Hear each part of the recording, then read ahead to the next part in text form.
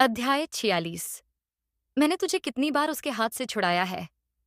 तब आदम और हव्वा फिर से गुफा में आने लगे, और जब वे आग के बीच के रास्ते पर आए, शैतान ने आग में एक बवंडर की तरह फूंक मारी और आदम और हव्वा के चारों ओर जलते हुए अंगारों की आग पैदा कर दी, जिससे उनके शरीर झुलस गए और आग ने उन्हें झकझोर दिया।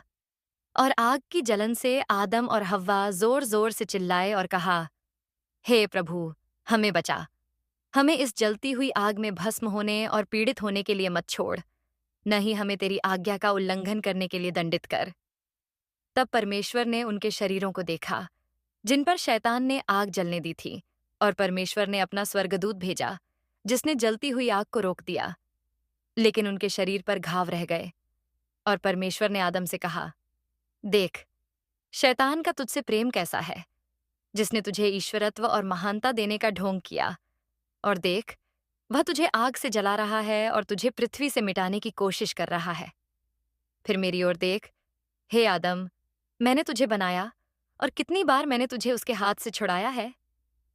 यदि नहीं, तो क्या वह तुझे नष्ट नहीं कर देता? फिर परमेश्वर ने हव्वा से कहा, बाग में उसने तुझसे क्या वादा किया था, जब उसने कहा, जिस समय तुम इस वृक्ष का फल खाओगे, तुम्हारी आंखें खुल जाएंगी और तुम देवताओं के समान हो जाओगे, भले और बुरे का ज्ञान प्राप्त कर लोगे। पर देखो, उसने तुम्हारे शरीरों को आग से जला दिया है, और तुम्हें बाग के स्वाद के बदले आग का स्वाद चखने को दिया है। और उसने तुम्हें आग की जलन दिखाई है, और यह भी कि उसका तुम पर कितना प्रभाव है।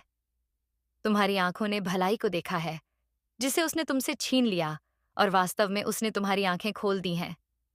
और तुमने वह बाग देखा है, जिसमें तुम मेरे साथ थे, और तुमने वह बुराई भी देखी है, जो शैतान के कारण तुम पर आई है। लेकिन जहां तक ईश्वरत्व की बात है, वह इसे तुम्हें नहीं दे सकता, न ही अपने वचनों को पूरा कर सकता है।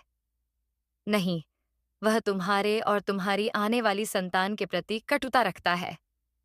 और परमेश्वर ने अपना वचन उनसे हटा लिया।